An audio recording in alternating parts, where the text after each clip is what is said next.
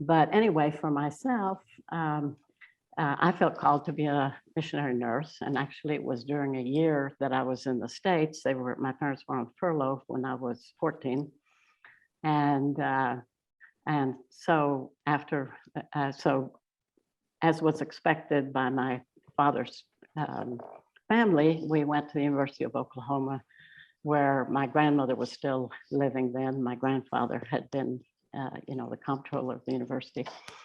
And so I went, I got my nursing degree, and I got my husband during that time, and he was a medical mission volunteer. He wanted to become a medical missionary.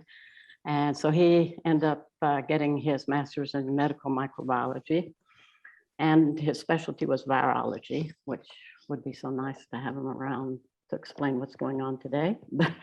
He passed away almost 4 years ago. Oh. Anyway, he went, he and I went, and we had to study Arabic first because the opening that they had that we were interested in was in the Gaza Strip. So we went to Bethlehem and studied Arabic. Of course, it's all 99.9999 whatever percent Muslim, very, very few Christians there.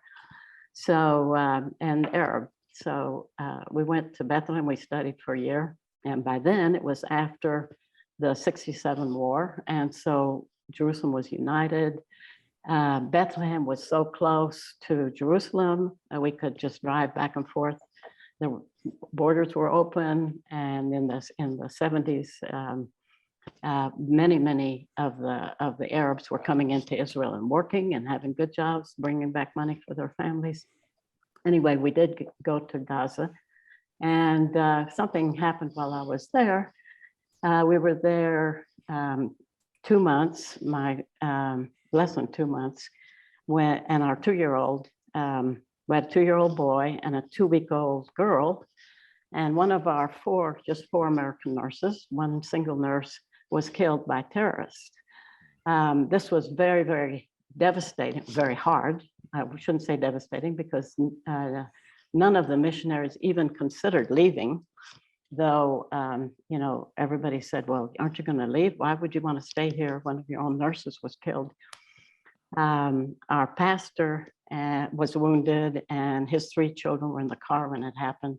But this was his single nurse, who was very, very good. She was in charge of surgery, and we had it was actually a surgical hospital, and so there were 2 operating rooms, and so they were desperate to have somebody to take over the operating rooms and to teach nurse technicians and the nursing students. So they asked me to do it. And so, of course, early 20s, I was 26, I guess then. It's like, I can do anything, whatever God wants me to do, I'm going to do it. And I did somehow. I managed to keep peace. I decided then that my job was peacemaker between anesthesiologists, doctors, nurses, OR techs, all these people, and from, we have a couple of American doctors. We had doctors that studied in Egypt. And anyway, one thing that happened while I was, during the time that I was working in the OR, I was getting ready to drive out of the compound. We had our hospital and nursing school and church all within a compound with walls around it. And I was just getting ready to drive out when an explosion took place, and it was right downtown the square of Gaza. And I hadn't yet driven out, so I parked the car and jumped out and ran to the surgery because I knew they'd probably bring people in. And so what they were doing is they were trying to hit an Israeli, at the time, Israeli soldiers would be in these areas. And so there was some Israeli female soldier that was on the corner, and they were trying to hit her, but instead the explosion hurt a couple of kids. And so they had the kids in, and they were operating on, and I asked one of my students, OR students, he was the OR tech, I said, I said, is it worth it? You know, you're losing your own kids. You know, one of them died. The other one had actually traveled from Ramallah just to spend the day. And he said, for the cause. That really, really shocked me, but it did teach me something that how important it was for them to react this way. Anyhow,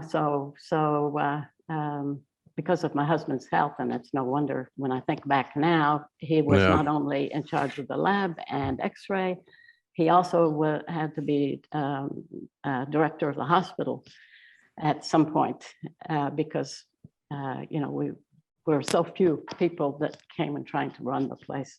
Eventually, it closed down, but we went ahead when we were going on furlough in '76 and stayed in the States after that.